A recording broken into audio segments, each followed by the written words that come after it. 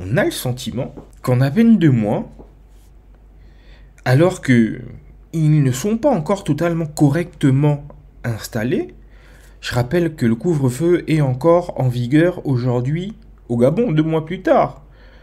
Il est passé de 18h à 20h, de 20h à minuit, mais il est toujours en place aujourd'hui. Donc, ce qui montre que eux-mêmes, ils sont pas certains que la situation soit en main. Et comment dans ce contexte-là, vous pouvez m'expliquer que les gens qui ont été honnis par ce peuple, qui ont voulu leur chute, vous leur servez un gouvernement à dominante PDG, Assemblée nationale, Sénat, sensiblement la même chose, qu'à côté de ça, vous êtes déjà dans un changement d'agenda. Je rappelle quand même que la première semaine du coup d'État, le président de la transition a été censé être inéligible. La question ne se posait même pas.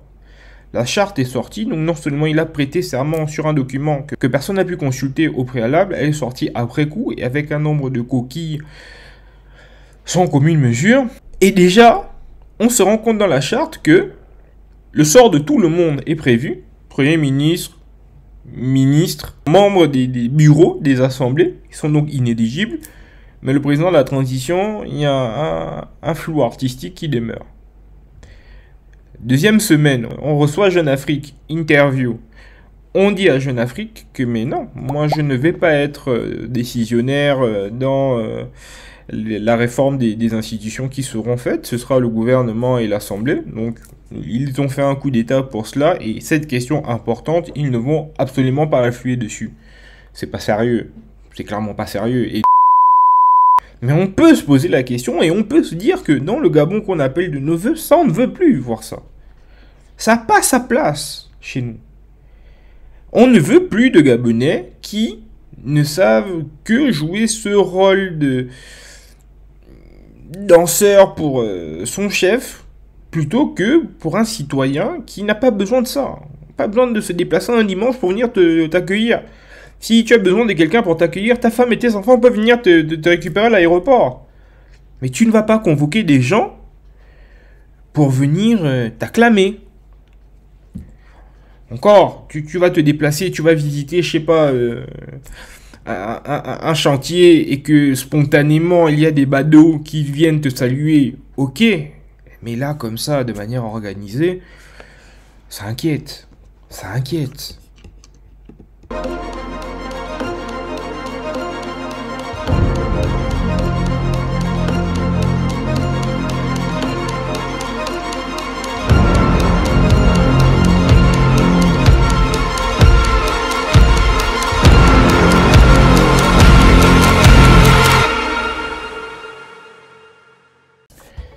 Aïe, c'est votre gars SW. Ça va bientôt faire un mois aujourd'hui, voire un peu plus, que je n'ai plus tourné de vidéo. Donc je me recolle à l'exercice. Comme vous pouvez le constater, on est dans un tout nouveau décor. Enfin, un décor qui va être transitoire. Pour qui me suit sur les réseaux sociaux, principalement sur Instagram, ainsi que sur Twitter. D'ailleurs, si vous êtes friand du traitement de l'actualité, de manière assez jeune, assez décalée, n'hésitez pas à venir me suivre sur mes différents réseaux sociaux. Ce sera donc SW Decrypt. Comme je le disais, pour qui me suit sur les réseaux sociaux a dû constater que j'ai quitté donc mon précédent logement. Là, je suis toujours à la recherche d'un logement. Là, je suis chez ma sœur. Donc, en squatter. Et donc, pas forcément le mood de tourner des vidéos. À côté de ça, j'ai commencé un tout nouvel emploi. Donc il y a pas mal de choses qui se sont passées dans ma vie que j'avais besoin de digérer. L'actualité ne me motivait pas plus que ça. C'était pas mal les mêmes choses qui revenaient encore et encore. Il y a eu la situation au Gabon, en Côte d'Ivoire, un changement de Premier ministre, le conflit israélo-palestinien. Je me suis dit que j'allais peut-être traiter ce dernier sujet, avoir à vous entretenir de tout ce qui peut se produire en backstage, ou un espèce de glissement des pôles de pouvoir beaucoup plus dorénavant vers les pays émergents. dont les pays du Moyen-Orient, parce que ce conflit se traite pas mal dans les palais qataris et saoudiens. Mais après, je me suis dit non, ça a déjà dû être fait, je ne voyais pas quelle plus-value j'aurais pu apporter. Donc, je me réservais un peu le temps de mûrir un peu mieux mes idées, d'avoir à m'aérer un peu l'esprit, et puis vous revenir là totalement reboosté pour la fin de l'année. Donc, si certains étaient surpris par mon silence, c'était principalement dû à ça. Et donc aujourd'hui, nous allons parler de politique. On va reprendre par là où on s'est arrêté, de politique gabonaise. Le général de brigade Brice Clotaire Oligui Nguema a fait son bonhomme de chemin. Il s'est passé pas mal de choses. Mine de rien, cette transition gabonaise sera, je pense, un cas d'école, parce que en 2 mois à peine, il s'est passé énormément de choses. Donc je me propose de vous faire un espèce d'update, de vous dire ce que je pense à cœur ouvert. Je vais être totalement transparent. Il va y avoir de l'analyse, mais pas que. Je vais vous donner mon point de vue, même si personne ne me l'a demandé. Je trouve que c'est tout de même intéressant. C'est une participation au débat national. Et comme j'ai un goût particulier pour l'histoire, ce sera ma participation de manière modeste, redescendons, mais ma petite participation à cette histoire que vit le pays. C'est vraiment un exercice qu'on pose là. Si plus tard on a besoin d'avoir à revenir, il y aura une vidéo qui aura été faite où j'aurai à donner mon sentiment à cet instant T. Je le répète, petit trigger warning, les points de vue qu'on donne sont effectivement à apprécier à l'instant T. On n'a pas encore forcément de recul, on n'a pas encore la possibilité de dézoomer et d'avoir une appréciation un peu plus froide de la situation. Enfin, on se veut tout de même froid et objectif, mais on donne notre point de vue avec les éléments et les informations qu'on a à cet instant bien précis. Donc pour contextualiser un peu et pour anticiper les guerres un peu dans les commentaires, je peux le voir sur Twitter où très souvent cet argument de ça ne fait que 2 mois revient pas mal. Je vous dirai dans cette vidéo pourquoi est-ce que j'ai de plus en plus de mal avec ça, parce que il s'est effectivement passé énormément de choses. Donc voilà le sujet, ou en tout cas l'angle d'appréciation que nous allons avoir dans la vidéo de ce jour. Je vous invite à partager ce contenu autour de vous s'il vous plaît. Si vous pensez qu'il pourrait intéresser quelqu'un de votre entourage, n'hésitez pas. Pour le reste, hormis tout ce qui est algorithme, etc., pour que YouTube propose la vidéo aux autres utilisateurs, n'hésitez pas à bombarder également de likes et de commentaires. Donnez-moi vos points de vue, posez-moi des questions, challengez-moi, mine de rien, on est là pour ça, on est là pour susciter le débat. Donc vraiment, je compte sur vous, et mon introduction aura été relativement longue, on va rentrer dans le détail dès à présent. Je vais recontextualiser un peu ce coup d'état et les informations que nous avons jusqu'à ce jour. Et ensuite, je vous donnerai mon avis. Le Gabon était censé connaître des élections générales fin août 2023. Le régime d'alors, donc d'Ali Bongo, cornaqué par sa femme Sylvia Bongo et son fils Noureddine Bongo, avait pipé le jeu de telle sorte à ce que ces élections devait se terminer sur un coup de Trafalgar. Ça devait terminer dans le sens. C'était quasiment acté la probabilité que le régime réprime violemment des manifestations était relativement importante. Après le ticket qu'ils ont voulu mettre en place, donc tu votes pour le président, tu votes en même temps pour le député. Si dans la circonscription dans laquelle tu votes, il n'y a pas de député, bref, il y avait eu un pataquès incroyable. Et tout ceci avait été mis en place pour pouvoir justement faciliter la réélection d'Ali Bongo pour un 3e mandat. Dans la nuit où ils ont décidé de proclamer les résultats, il y a eu juste après la proclamation des résultats un coup d'État. On a appris donc que le pays était dorénavant dirigé par une junte militaire, le comité de la transition pour la refonte des institutions. Corrigez-moi dans les commentaires si je me trompe. Et à la tête de ce comité, il y avait donc le patron de la garde républicaine, Brice Clotaire Oligui Nguema. Accessoirement, ex-aide de camp d'Omar Bongo. La mère serait la parente de la mère d'Omar Bongo, donc relativement quelqu'un, à défaut d'être de la famille hyper proche de la famille présidentielle. Et il nous a annoncé différentes annonces, parmi lesquelles la toute première, qu'il ne serait pas éligible à l'élection qui viendrait clôturer la transition, qu'il allait faire en sorte de gérer le bateau Gabon dans une sobriété budgétaire certaine, et qu'en plus, il ferait en sorte que le népotisme ou le clientélisme qu'on a pu connaître jusque maintenant, c'était terminé. Les gens qu'il nommerait seraient d'une certaine probité, et de mémoire, on avait même parlé d'enquête de moralité, pour bien vous montrer et vous marteler que on fera les choses le plus sérieusement possible, avec une rigueur sans faille. Dès cette annonce, et c'est en ça vraiment que la situation au Gabon est assez particulière et je pense qu'il va y avoir un cas d'école, les délais sont relativement courts. Là où ailleurs, ça se passe quand même sur des temps assez longs, Assimi Goïta a pris le pouvoir au Mali en 2020, on est aujourd'hui en novembre 2023, la plupart du temps il est toujours en treillis, vous me direz ce n'est qu'un habit mais c'est le symbole. Il parle très peu de sa possible candidature à l'élection présidentielle. Le flou est relativement entretenu. Au Gabon, à J+2 mois, c'est tout autre chose. Et donc, une fois qu'on a tenu ces paroles, le Premier ministre a été nommé, Raymond Nonsima. Le gouvernement a été rendu public quasiment dans la foulée.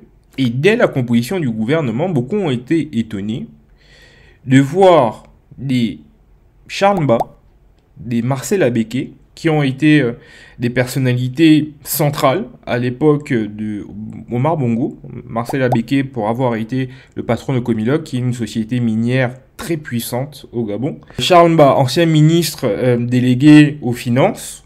Et tous ces gens appartiennent à des réseaux qui, sous Ali Bongo, étaient, à défaut d'être lésés, ils étaient en tout cas marginalisés. Et d'ailleurs, Marcel Abeke a dû être exfiltré donc à la maison mère de Comilog, donc Eramet, vu que c'est une société française, il était dorénavant à Paris. Et Charles Mba était en exil et il est rentré juste avant l'élection présidentielle de mémoire. Donc, renouvellement des élites, il fallait repasser. Et dans la case non-respect des engagements quant à la probité et à la respectabilité des gens qu'on allait nommer, on a entendu Hervé Patrick Opianga. Déjà, il y a eu un espèce de désordre cognitif, on n'a pas compris. Soit, c'est passé.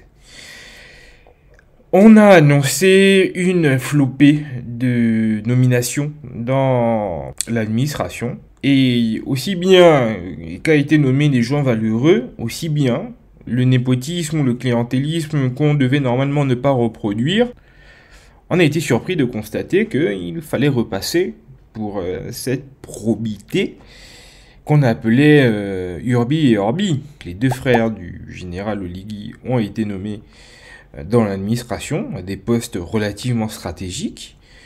L'un d'eux est directeur de la Kesta. Et à croire qu'on n'apprend jamais de l'histoire récente de ce pays. Et j'espère que la fin me donnera tort, mais on a comme l'impression qu'après le groupe des Akombesi Boys, des Agéviens, où la Cruche avait lui aussi nommé des proches à lui, dont ses deux frères, à des postes hyper stratégiques dans l'administration ou dans les administrations locales, vu que son frère était maire d'Akanda. Et donc là, les frères Oligui sont l'un à la Caisse Tab et l'autre, je crois, dans une société pétrolière. Vous me direz, ils sont gabonais, ils peuvent être nommés dans l'administration aussi bien que les autres, mais bon, ça fait des ordres et ça envoie des très mauvais signaux.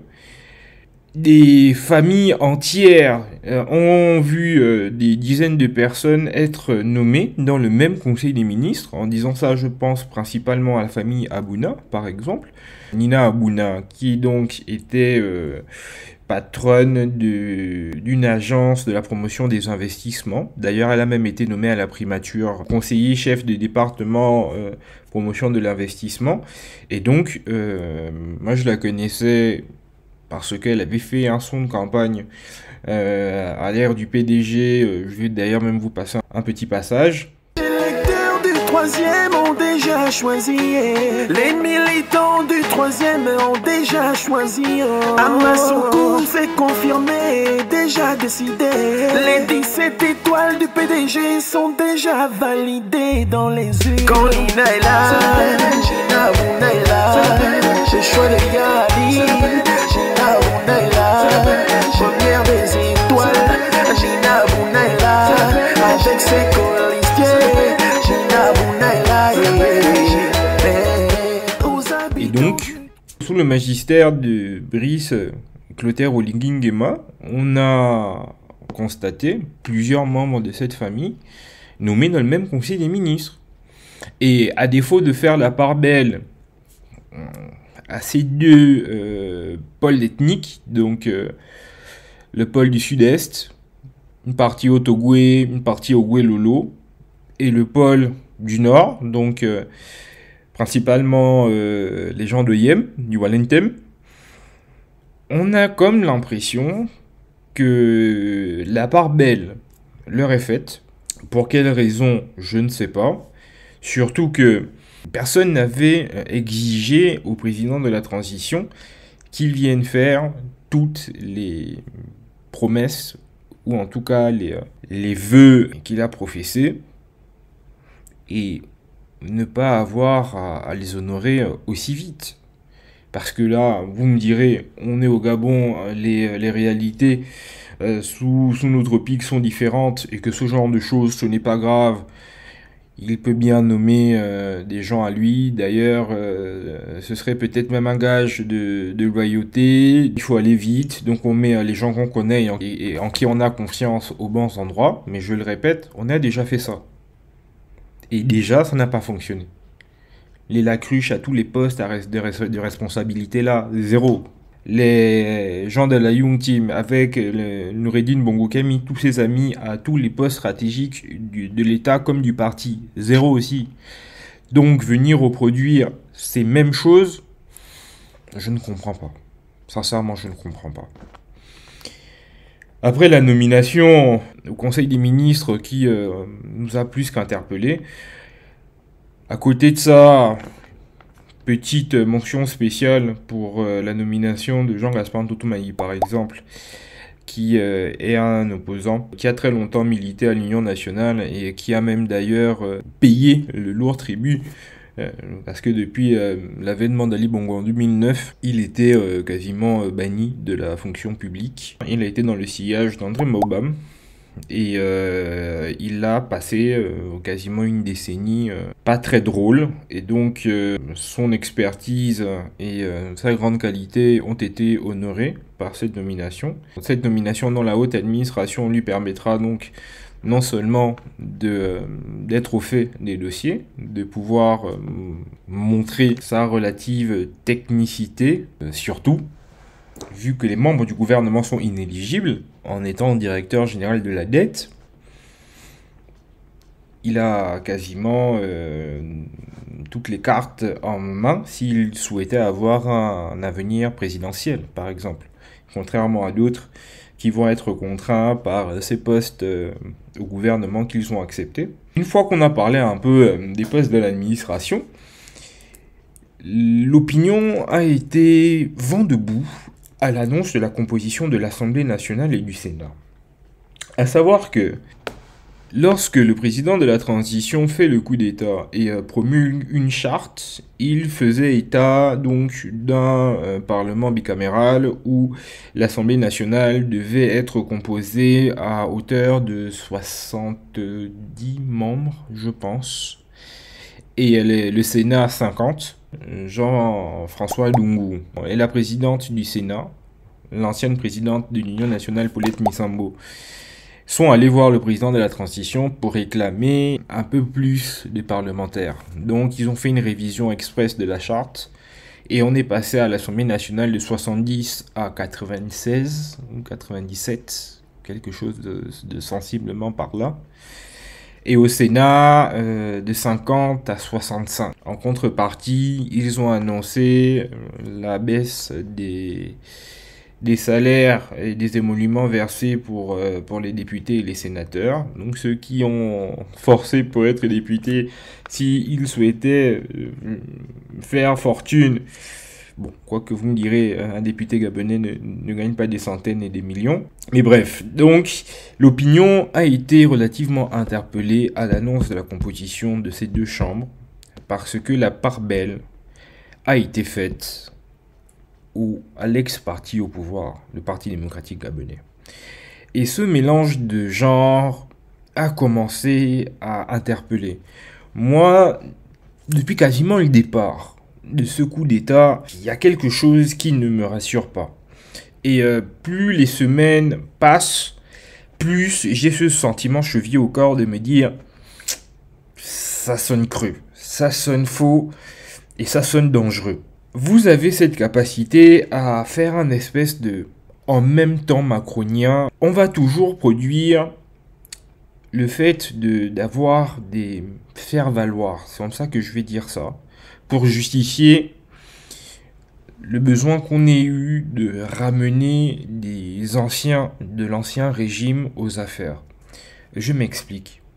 On va vous prendre un gouvernement où vous allez avoir des Marcel Abeke, des Charles Mba, des gens intelligents, hein, il n'y a rien à dire, mais qui appartiennent à l'ancien régime et donc aux turpitudes de cet ancien régime-là, ou en tout cas ils n'ont connu que ça, et donc les ramener alors qu'ils étaient déjà en train de partir à la retraite, ils étaient déjà en train de se retirer, mais les ramener aux affaires envoie donc un très mauvais signal dans l'imaginaire des gens, mais on va vous produire en contrepoids à cela 2-3 profils, 2-3 têtes jeunes ou de la société civile pour vous dire bon, on équilibre.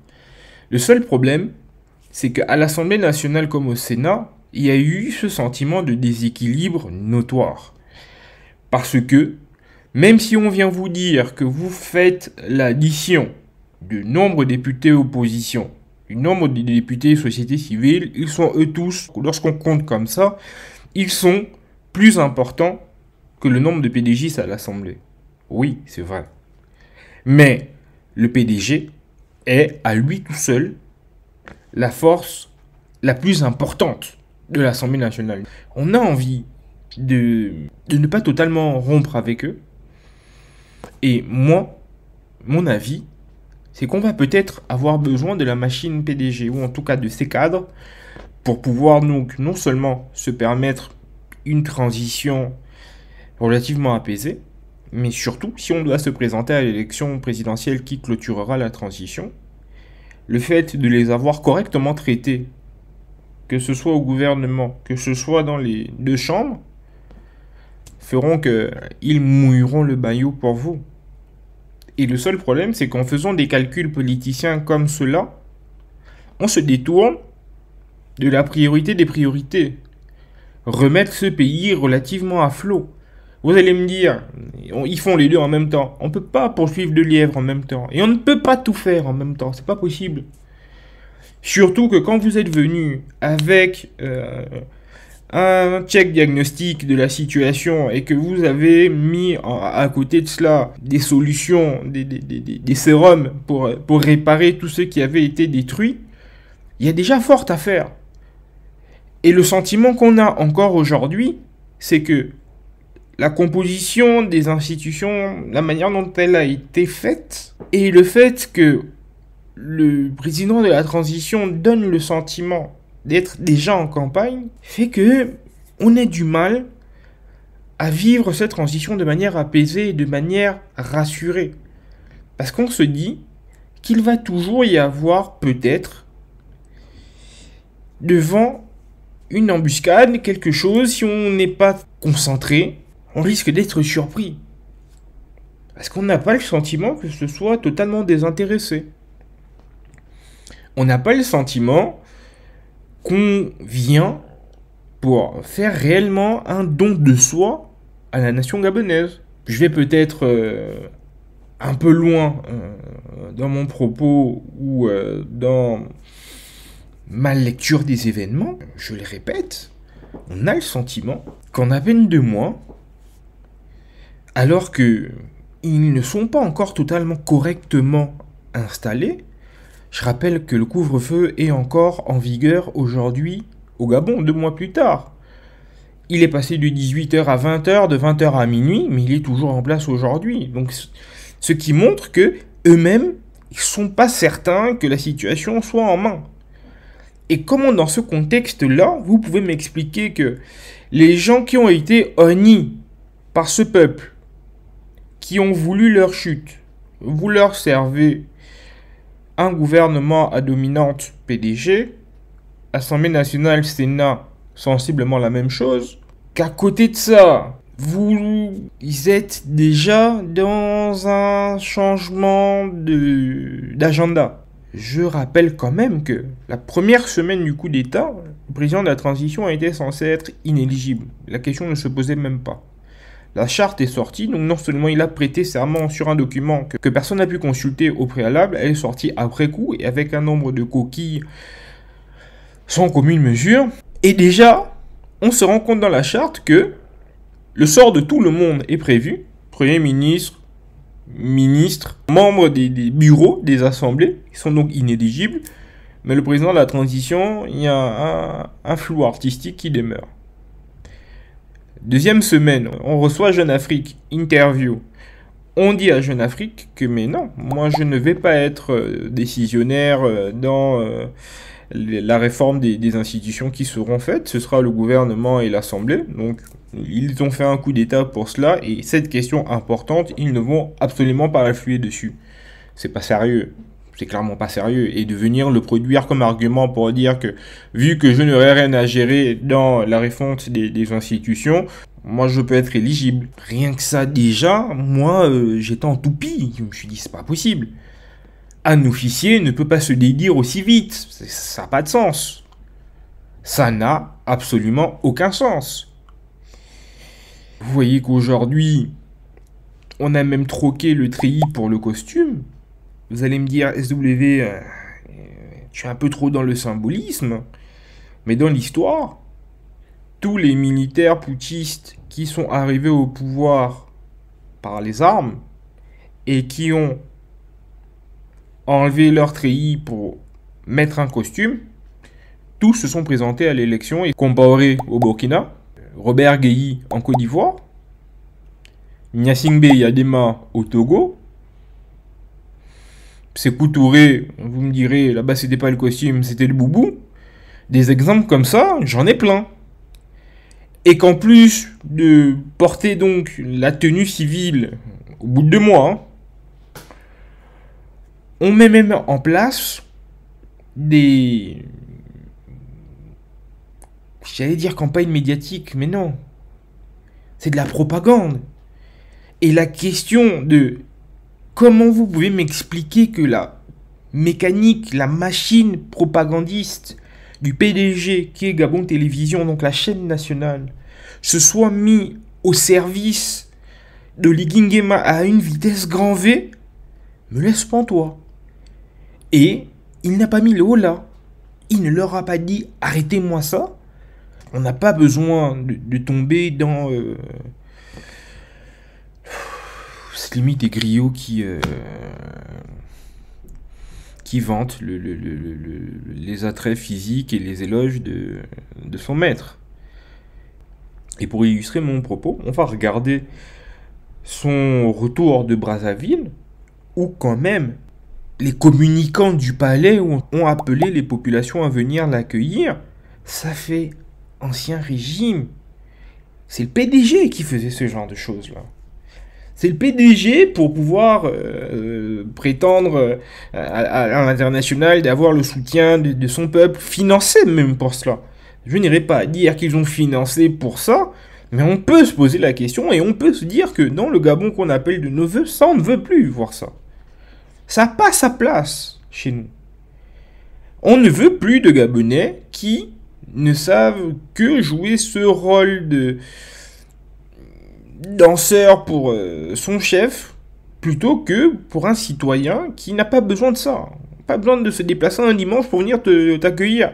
Si tu as besoin de quelqu'un pour t'accueillir, ta femme et tes enfants peuvent venir te récupérer à l'aéroport. Mais tu ne vas pas convoquer des gens pour venir t'acclamer. Encore, tu vas te déplacer, tu vas visiter, je sais pas, un chantier et que spontanément il y a des badauds qui viennent te saluer, ok. Mais là, comme ça, de manière organisée, ça inquiète. Ça inquiète. À l'aéroport international Léon Bar où nous retrouvons nos reporters Lariska Lormamendi et Stéphane Mesui qui nous font vivre comme ça l'arrivée du chef de l'État dans son pays. Alors à l'aéroport Stéphie, Lariska, nous ne savons pas qui nous avons. Stéphie, Lariska, est-ce qu'on peut avoir la liaison s'il vous plaît? Je lui arracher quelques mots. C'est vrai que ce n'est pas facile. Lariska, comment ça se passe là-bas? La population en liesse et vu le cordon de sécurité, ce n'est pas chose aisée. Mais nous allons essayer dans la mesure du possible de lui arracher quelques mots. Nous allons essayer.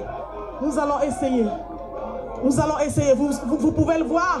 Vous pouvez voir cette chaleur et cette communion avec son peuple.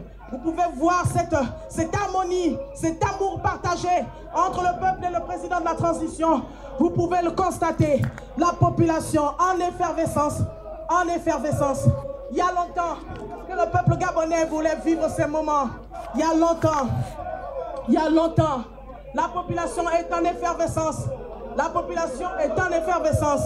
Ils sont proches de leur président. Que de flagornerie. Ils sont proches de leur président, lequel n'a pas voulu être loin d'eux. Il a voulu maintenir ce contact, cette proximité avec la population. Il a voulu maintenir qu'il n'y ait pas de distance entre lui et la population. Comme vous pouvez le savoir, comme vous pouvez l'écouter, la population scande. Ils scandent le nom du président de la transition, qui pour eux est le libérateur. Je vous laisse écouter ces chansons créées spontanément pour honorer le président de la transition. C'est quoi tout ça? Nous allons tenter de lui arracher quelques mots. Nous allons tenter, ce n'est pas chose aisée, mais nous allons tenter.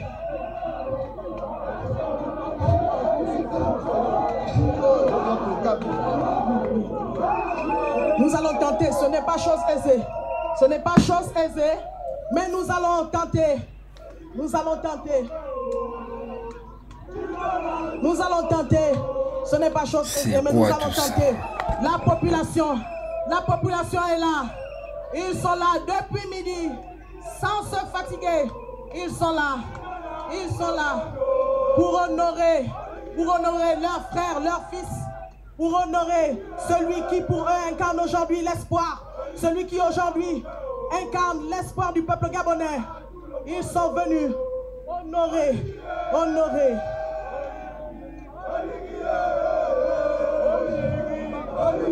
Nous allons tenter de lui arracher quelques mots. Nous allons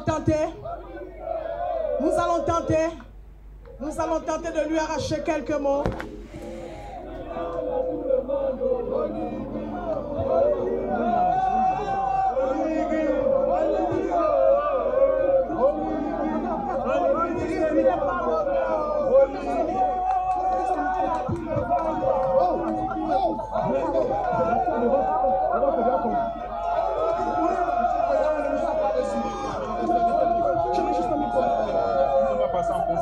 Oui. Il y a d'autres qu'on a fait.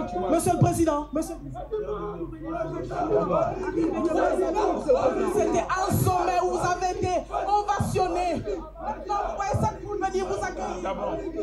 Votre sac, venir vous accueillir. C'est le retour du Grand Gabon. C'est le retour du Grand Gabon. Et on est fiers du pays. Merci, Monsieur le Président. Merci, Monsieur le Président. C'est bon. C'est bon, c'est dans la boîte. Bonjour. Merci à Lariska pour ces quelques mots arrachés au chef de l'État qui revient justement de Brazzaville où, au terme de 48 heures de séjour, le chef de la transition a arboré la nouvelle posture au regard du ressentiment diplomatique et de cette sortie officielle. Écho à Brazzaville, chose vue, entendue et surtout ressentie avec nos envoyés spéciaux Jerry Bogo-Bijigo et Preston Guayman. Les symboles de la République remis en selle. Et sitôt arrivé en terre congolaise, dans le cadre du sommet des 3 bassins, le président de la transition a accordé sa première attention à la... La main comme ça, c'est qui faisait ça, s'il vous plaît? Les plus anciens d'entre nous, mettez ça dans les commentaires. Là, c'est des choses de marre. Hein. Vous voyez, on vient vous montrer encore et encore la filiation qu'il y a entre eux. Et effectivement, il y avait des côtés positifs qu'on pouvait retrouver chez Omar et que Oligui va pouvoir reprendre. Mais le seul problème, c'est qu'on va encore entrer dans une période un peu d'exception où le culte de la personnalité va avoir droit de citer plus que de raison, alors que l'on n'a pas besoin d'hommes providentiels. On n'a pas besoin de sauveurs, de libérateurs, de retour du Grand Gabon. On n'a pas besoin de tout ça. Si on veut pouvoir construire un pays solide, il va falloir faire en sorte qu'il y ait une relative alternance à la tête de nos États. Et la manière dont les choses commencent à être agencées, Oligui a 48 ans, je vous dis les amis, on est peut-être parti pour 20 ou 30 ans d'Oligui Nguema.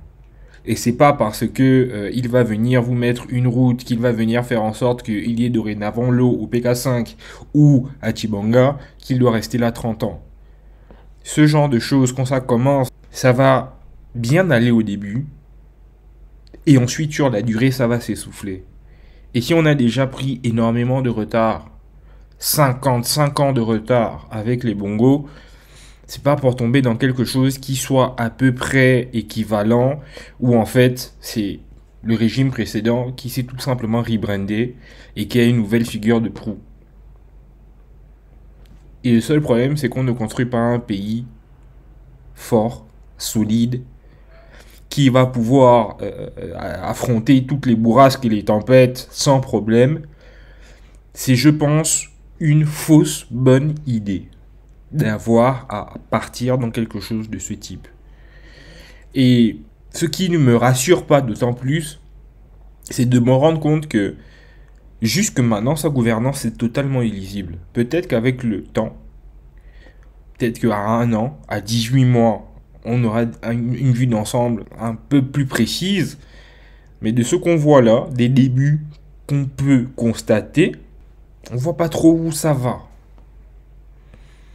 Parce qu'effectivement, l'ancien régime est pas mal aux affaires. On a mis de nouvelles têtes. Est-ce que ce mélange va pouvoir produire quelque chose de qualité? Est-ce que la gouvernance qu'il va vouloir implémenter va être juste et relativement redistributive? J'ai l'impression que s'il y a des gains, ça va être des gains à la marge. Et au-delà de ça, les gains les plus faciles, ils refusent d'avoir à les prendre. Parce qu'il y a tellement... Enfin, il y a de bonnes décisions qui sont prises, mais il y a aussi d'autres qui inquiètent un peu plus. Vous allez me dire, comparaison n'est pas raison, et chaque homme vit dans son époque et dans son temps. Mais permettez-moi de faire une petite comparaison, par exemple, entre le style de gouvernance qu'a été un autre putschiste, Thomas Sankara, et Brice Clotaire Oligui Nguema. Sankara est arrivé, il a remisé les grosses Mercedes dans les garages, et pour certaines, il les a vendues pour avoir des petites 4L, très peu économes, qui ne coûtait rien à l'entretien, et ça frappait l'imaginaire des Burkinabés. Mais au Gabon, malheureusement ce symbole, on ne l'a pas. Et comment voulez-vous faire comprendre à vos concitoyens qui ont vécu 50 ans de gabégie que vous avez arrêté justement avec la gabégie et que maintenant l'État va commencer à vivre réellement avec ses besoins et s'occuper un peu plus de sa population plutôt que toutes les dépenses de fonctionnement qu'on pouvait constater jusque maintenant? Quand vous voyez que dans Libreville, le président de la transition roule en gros Mercedes Classe G ou en gros Toyota VX, V8 qui coûtent des centaines de millions de francs CFA et qui sont tout ce qu'il y a de plus hype pour beaucoup de Gabonais qui veulent être dans la fonction publique ou qui veulent faire des frappes pour avoir ce genre d'expression extérieure de richesse. Pour quelqu'un qui a appelé justement de la sobriété, il aurait gagné à être dans une petite Jeep. Ou à défaut d'un gros Classe G. Après, vous me direz, c'est peut-être les voitures des militaires que Ali Bongo leur avait donné. Justement, il lui aurait appartenu de rompre avec ces symboles-là. Je n'ai pas besoin d'avoir un gros Mercedes. C'est quoi la voiture du peuple ici? Bon, c'est un Toyota Prado. Je veux un Toyota Prado basique. Il a fait quasiment le tour de la sous-région 2, voire 3 fois. En avion privé. Une fois, ça ne suffisait pas. Et beaucoup m'ont répondu que c'est pour aller faire lever les sanctions qui s'abattent contre le Gabon. Les amis, vous savez c'est quoi lorsqu'on sanctionne des putschistes? Allez demander aux Nigériens qui sont là aujourd'hui dans un embargo mis en place par la CEDEAO depuis quasiment 2 mois. Où il y a des gros problèmes de vie, il y a de gros problèmes de liquidité, il y a de gros problèmes de nourriture tout simplement. Le putsch au Gabon a relativement été, à défaut d'être toléré, il a été bien accueilli. Parce que les sanctions, il n'y en a pas 36 000. La situation n'est pas catastrophique au Gabon en ce moment. Donc, que vous me dites qu'il est allé se présenter pour que les patriarches de la sous-région l'aient dans leur bon petit papier, ok. Mais est-ce qu'il était nécessaire d'aller jusqu'au Burundi? Quelles sont les relations aussi importantes qu'il y a entre le Gabon et le Burundi? Sans même rajouter qu'on fait partie des 2 pôles communautaires différents. Nous, c'est la CEMAC, et là-bas, c'est l'EAC. Ça n'a absolument rien à voir. Ils sont avec le Kenya, l'Afrique du Sud, le Lesotho, ces pays-là. Et toujours avec des délégations importantes. C'est ça la sobriété qu'on appelait de nos voeux. Et regardez cette image. Là, c'est à Brazzaville. Vous avez le secrétaire général de la présidence à gauche. Le ministre délégué à l'intérieur, Régis Simongo. Maïs Mouissi, ministre de l'économie. Et le 4e, c'est le ministre de la justice. Il était nécessaire d'aller à Brazzaville avec cet aéropage.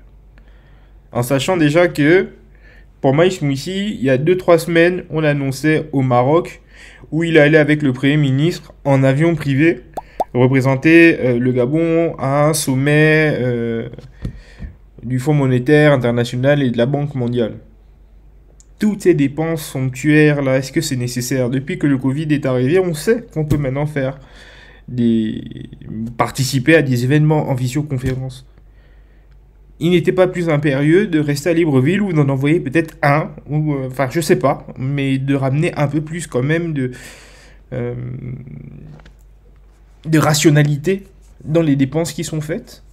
Quand vous voyez qu'au Burundi, enfin c'est un de mes amis d'enfance, mais il était dans la délégation du président de la transition, Ted Dminga Kuna, qui est fonction officielle, directeur administratif et financier de la présidence, que faisait-il dans la délégation du président de la transition au Burundi? C'est quoi tout ça? On s'interroge et on ne sait, je ne vois absolument pas où cette transition est en train d'aller. Si bien il peut y avoir de super bonnes idées, je lisais un post de la présidence de la République qui disait que hier, donc nous sommes aujourd'hui le 1er novembre, hier 31 octobre, le président de la transition a reçu le ministre des énergies et de l'eau pour lui mettre un peu la pression pour que l'eau de manière continue revienne sur Libreville et sa périphérie. Il a reçu un des architectes phares de l'architecture gabonaise et en troisième lieu, il a reçu le ministre des TP pour parler de Libreville 2 et de projets structurants. Oui, on a effectivement besoin de ce dynamisme, de ce vent de nouveautés. Quand vous voyez les petites rues de Libreville très mal entretenues, que le réseau routier gabonais est vraiment embryonnaire, oui, c'est des chantiers qu'il faut ouvrir. Mais n'oublions pas quand même qu'il n'est pas là pour ça.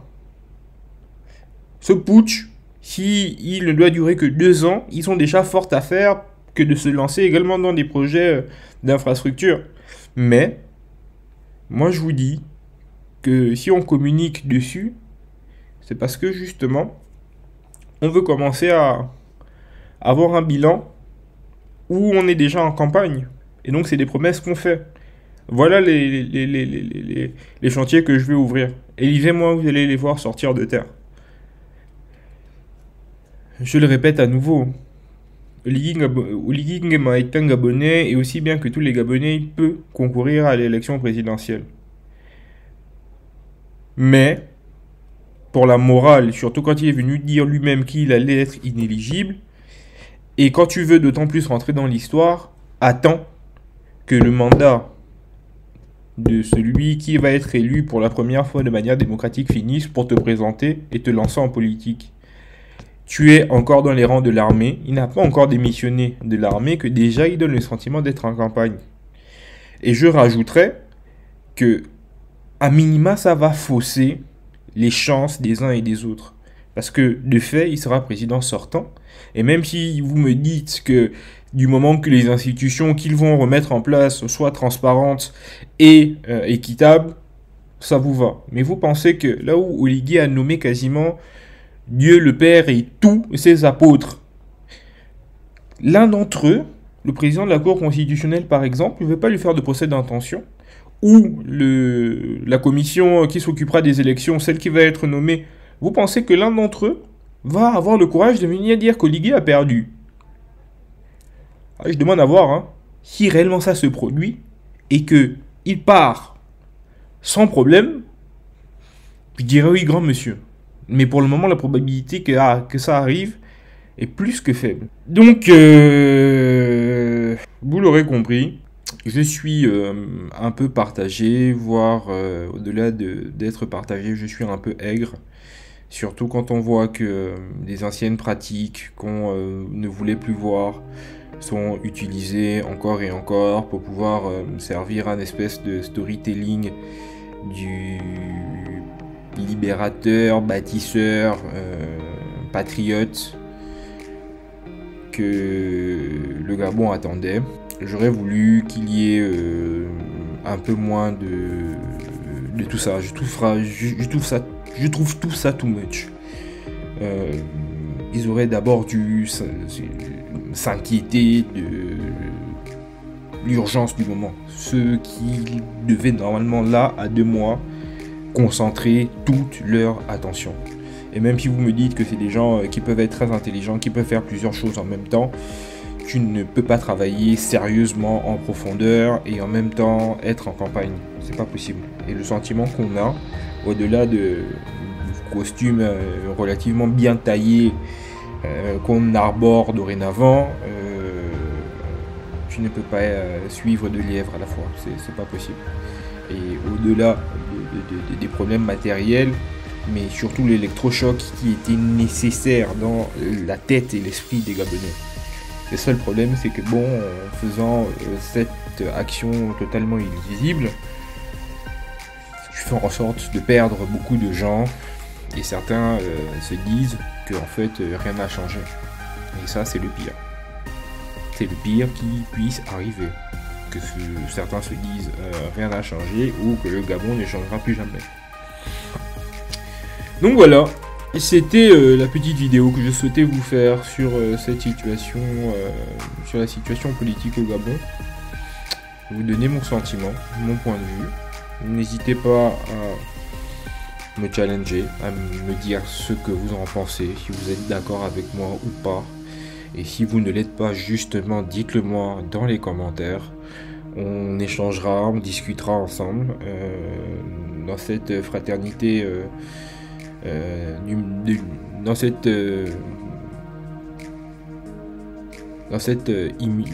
humanité collective qu'on partage. C'est justement l'un des moteurs numéro 1, avoir à échanger, avoir à confronter nos points de vue. Donc voilà, je vous dis à très bientôt, je l'espère. J'ai bien envie de traiter rapide le sujet sur la Côte d'Ivoire. Donc attendez-vous certainement à voir la prochaine vidéo sur ce sujet. Je vais vous souhaiter une excellente soirée, une très bonne journée en fonction de quand vous voyez cet épisode. C'était votre gars SW. Peace out.